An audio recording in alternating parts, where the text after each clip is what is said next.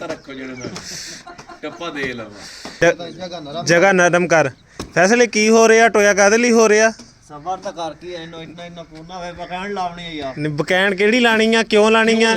ਕਿਉਂ ਲਾਣੀ ਹੈ ਵੀ ਦੱਸ। क्यों लगानी है ये दरख्त क्यों लगाना है आपने जरा बताएं। ਉਹ ਜੇ ਇੱਕ बेर आई हो पट्टी आई तो ਉਹਦੇ बदले लाख देते पिया सेंटर। अच्छा एक तो ये हो गई बकैन का पौधा और क्या क्या आपने लगाना है? रात की रानी है काई पई है जी और 2 गुलाब दे बूटे हैं फिर चंबेली दा ते हली एक रात दा दिन दा राजा दे निकल सी तला ਡੇਰੀਆਂ बेरियां दी जगह ते कोई और चीज आण दी सा को नेम शेम आण दी सा 10 बूटे पूरे करने हो जासन जी अल्लाह खैर।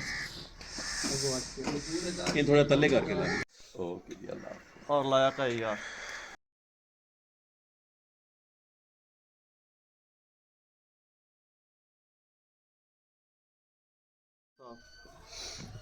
दोनों तरह लगो मिनट मारो रेट दे पता कर यार। मैं आज